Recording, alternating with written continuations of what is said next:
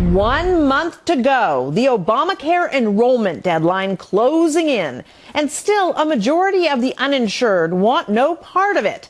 Another 6 million Americans losing their coverage because of it. But to hear Senate Majority Leader Harry Reid tell it, there's nothing to it. There's plenty of horror stories being told. All of them are untrue.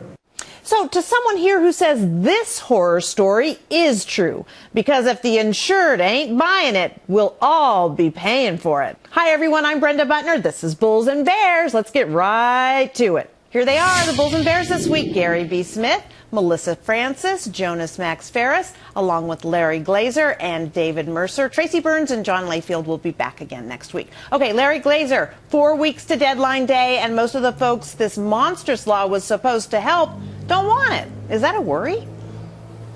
Brenda, you only get one chance to make a first impression, and the first impression of Obamacare has been a disaster.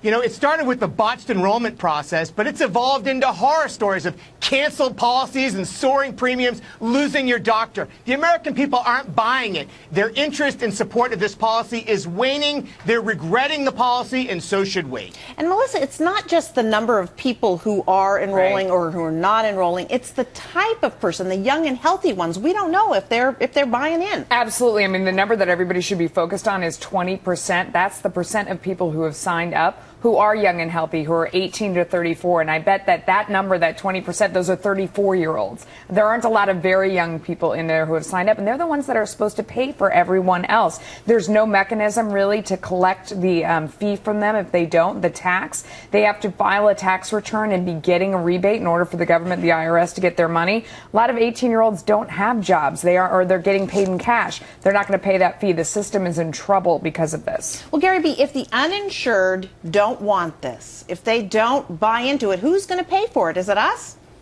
No, exactly, Brenda. We're going to end up footing the bill, and the problem, the catastrophe was it's a bill that is an abysmal failure. I'm trying to look at the bright spots of this. Where is the good stuff?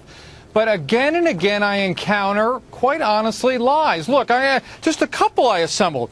Annual premium savings of $2,500 per family. That's not going to happen. Study after study has shown. No increase in the deficit. Government Accountability Office says no, it's going to increase the deficit $6.2 trillion. If you like your doctor, you can keep your doctor. Let's not even go there. Insure the uninsured. No, the CBO says 25 to 27 million people will still be uninsured.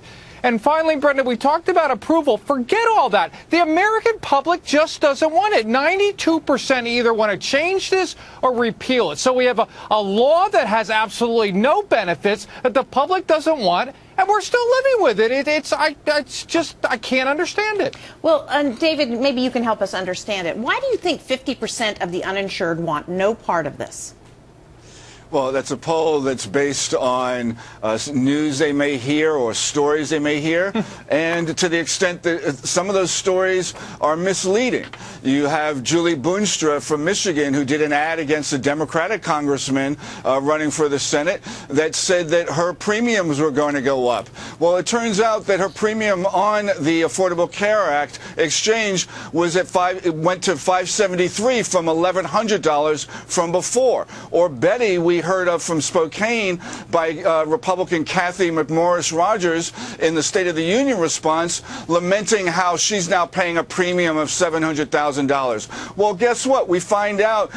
Come to find out that she did not go on the exchange and only got a policy that was shopped to her by the insurer that she had before. Okay. So people need to go, and they need to go on the exchanges, and that's why you have 3.5 million people who have been on the exchange who are seeking access to affordable care. And the more you hear those stories, the more you will see David, so the change in the polls. You named a few, and for some of them, if their premiums didn't go up, their deductibles, however, did go up. And all of us know someone whom this is affecting.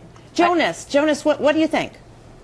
Well, yeah, there's certainly going to be there's definitely horror stories. There's also good stories where somebody who couldn't afford insurance or hit the limit on their old policy now can get insurance. But let's back up to the real issue is, why should people like it? I don't like my car insurance. I haven't had an accident in decades, and I'm paying premiums every year. This is insurance. If we liked it, then the government's footing the bill. That's why everyone likes Medicare more than this. This thing, we have to pay. Young people, healthy people are paying for sick and older people. It's not heavily subsidized by taxpayers, and that's why we don't like it. It's like if I had to get my car insured, if my state said, oh, now you got to cover people who've had drunk driving accidents, they're allowed to get insured now, my premiums would go up. I wouldn't like that, but that's essentially what was laid down on people. There will be some beneficiaries and some losers in that equation. Okay, Gary B., I know you want to jump in. Go ahead. Well, yeah. Well, first of all, there's a big difference. Before Jonas, had car insurance, he didn't have car insurance. Before I was forced to have Obamacare, I had insurance. In fact, 80% of the population in the U.S. liked their insurance beforehand. But okay, we were promised this bill of goods. We're going to protect the uninsured. It's going to lower your premiums. None of those stuff have happened. So we've moved off a plan that 80% of the people like, their private or insurance or HMO or whatever. We got this pile of junk. No one wants it, and yet it's being forced down our throats. That's what I don't understand. Okay. Well, there's a real concern that this was a bait. Hold on, let me go to David. We were sold a bill of goods. That bill of goods is not traded every year. Larry, hold on. You can see where the demand not only reflected in the exchanges with 3.5 million people enrolling, but you now see Republican governors from Ohio, from Utah, from Arizona, from New Jersey now putting forth the exchanges and the Affordable Care Act. Why? Because of the demand and their constituents wanting access to health care. So you're going to see even higher numbers, because right now those governors are keeping 5 million people from being on the exchanges. Who have insurance before, who are now getting cheap insurance that's paying for their health care. I mean, these are all the sick people who had pre-existing conditions. Of course they're thrilled. They're getting services that are subsidies that they essentially don't have to pay for. I would love that too. As someone who had insurance before and is now paying for everyone else, I'm not thrilled. Okay, Larry, we're going to forget the coverage. It's the quality of care that's at risk here. That's something that hasn't been talked about. But there are doctors looking at going into private medicine, concierge doctors. You're going to lose high-quality providers in a city like Boston. That's going to degrade the entire system, and we're worse off because of this than we were before. And that's untrue. It's absolutely true. It's going to be even more of a two-tier system than ever before, where people's money can go to doctors. Private concierge service. Okay, the other issue, though, is that even though, Gary B., people may be enrolling, we don't know if they're paying for their premiums. That's another issue here.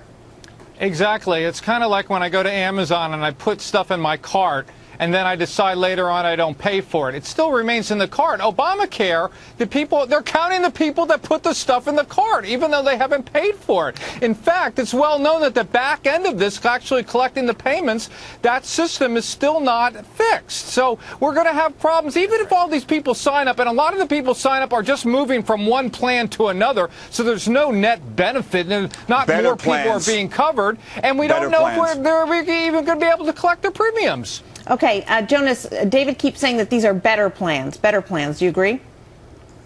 Well, they're across people who are uninsured. Certainly, they're better. That's why it's going to cost people more to pay for the more coverage. People are getting more coverage, and in some ways, better coverage. Now, and everybody's not getting better coverage. Some people are getting kicked down to crummier coverage. But as a whole pool of population of this country, more people will be covered and have more access to health care. That costs money. Again, it's not being paid fully by, there's a tanning tax and some other taxes, but the bulk of it's being shared across young and healthy people. I don't want to pay for the bad drivers, but you have to. And that's better than them going. That's better than them going to the emergency room with no insurance. But they're still going to the emergency room in droves because it's covered by their insurance plan. It hasn't cut down on emergency room visits at all. That's a total fallacy. Okay, this has just started. It's just started in the last 3 months. Okay, all right, but the deadlines keep moving. Anyway, Melissa, the last word there. Thanks, guys.